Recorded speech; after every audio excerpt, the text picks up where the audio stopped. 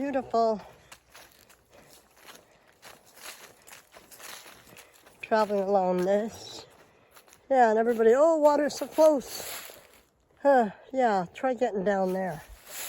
That's in the Prince Albert Trail too. People are like, shouldn't be so hard to get water. Well, it was, and it was the hottest day of the year when I did it. But also, there were fires like crazy up north at that point, and all the wildlife was fleeing, coming down south to like Prince Albert National Park.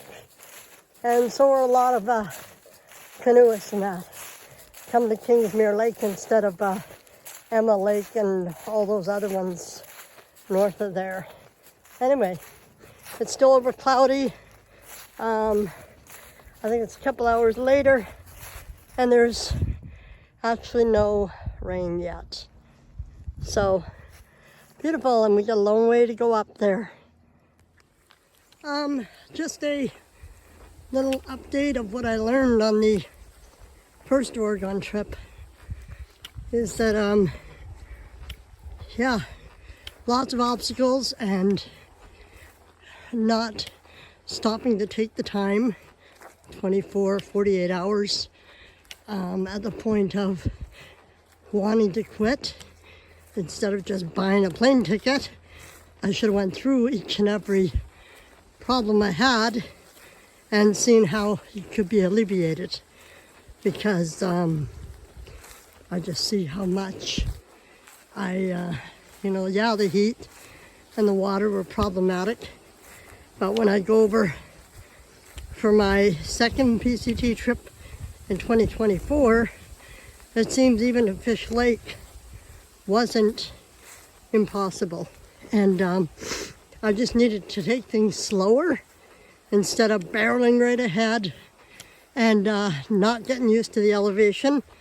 Instead, just pounding some miles out and not even considering that 5,000 feet is tough on the prairie girl who's maybe at like 200 or 300 feet at the most, and 5,000 is a lot different. So I made it to Hyatt Lake, which is 5,100 feet, and there I crashed and I let myself burn. So after this, I'm going to take my time, reevaluate, and do each issue as it comes. So now I can take care of, if it's heat or rain, I got myself an umbrella now. If it's my shoes were the big problem, and getting them wet and walking in them even though they were too small. Not having Injinji socks, which I'll get some for the next trip. And I'll get a new pair of shoes, the Lone Peak 5s. I know what size fits me, and I might go half size up, but otherwise there's no way. The other shoes are just toast, so I might just take them, leave them in a hiker box, because they're of no use to me. So I wasted a lot of money doing that, and the mosquitoes right now are really bad. But as long as I'm walking, I'm good, and we'll see what goes. But next time I go to Oregon, I'm hoping it'll be a lot different.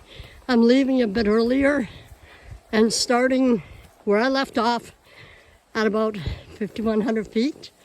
And I'm gonna take slower miles the first few days and not be so fearful, and maybe look at the far out explanations, which I've done for the first few days, like 6 days actually, looking at where they go in the same months. So I'll just see how it goes for June there. When I go down next time, I'll have a little bit more awareness of what to look out for, and I'll be ready for that. So in the meantime, I can just push forward. Today and tomorrow, I'm hiking in Ethel Valley Provincial Park near me. So I'm doing the hikes that are part of that and camping overnight in my tent setup and stuff like that. So I do have a, what is it now? A liner for my sleeping bag, the Extreme Reactor, I guess. And we'll see if how it's for lower temperatures. But in June, up in the mountains, I'm not sure.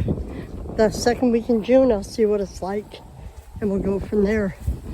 But I'm excited because I think I learned a lot, and I also learned that you're not finished till you're finished. And I'm gonna go back at it, and not expect so much of myself. Not having an end game in mind, but just relishing every moment on trail and just being alive. So isn't this beautiful?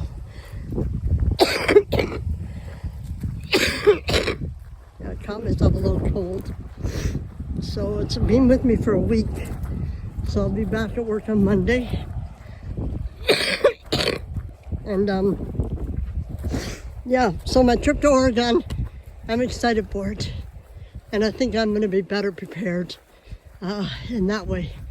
So we'll see.